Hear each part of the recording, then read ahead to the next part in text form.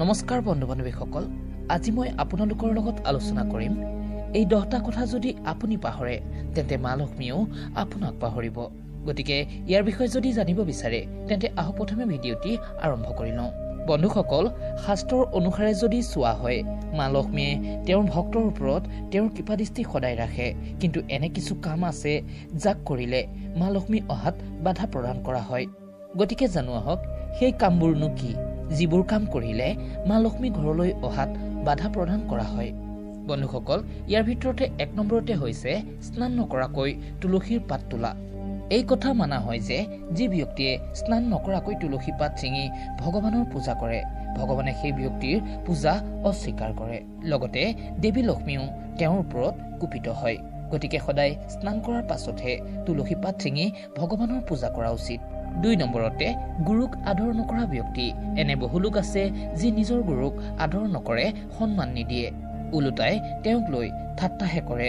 তেনে ব্যক্তিৰ ওপৰত মা লক্ষ্মী সুখী নহয়, লাগিলে সেই ব্যক্তি মা লক্ষ্মীৰ যিমানেই ভক্ত নহওক কিয়। 3 নম্বৰতে স্নান নকৰাকৈ ভগৱানৰ পূজা কৰা।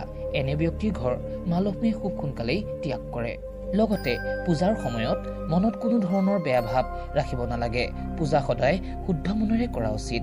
পূজাৰ সময়ত কাৰো বিষয়ে কোনো বেয়া ভাৱ মনত আনিব নালাগে। 4 নম্বৰতে যি মহিলাই পৰিয়ালত বা আনত তেওঁতকৈ ডাঙৰক আদৰ সন্মান নকৰে আৰু যুঁজাৰু প্ৰকৃতিৰ হয়, লগতে অধাৰ্মিক কাৰ্য কৰে, তেনে ব্যক্তিৰ ওপৰত মা লক্ষ্মী একেবাৰেই সুখী নহয় আৰু তেনে ব্যক্তিৰ ঘৰত সুখ সমৃদ্ধি কেতিয়াও বাস নকৰে।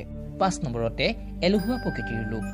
এই এলেহুৱা প্ৰকৃতিৰ লোকৰ ওপৰত মা লক্ষ্মী কুপিত হয়, কাৰণ এনে লোকে কোনো কাম নকৰাকৈ সফলতা বিচাৰে আৰু এনে লোকে যিমানেই মা লক্ষ্মীৰ পূজা নকৰক কিয় মা লক্ষ্মী কেতিয়াও সুখী নহয়। 6 নম্বৰতে যি ব্যক্তিয়ে কোনো কাৰণ নোহোৱাকৈ পৰিয়ালত ভেদভাৱ ৰাখে, তেওঁলোকৰ ওপৰতো লক্ষ্মী দেৱী সুখী নহয়। পৰিয়ালত সকলোকে সমানভাৱে দেখা উচিত। 7 নম্বৰতে পূজাৰ সময়ত খং কৰা।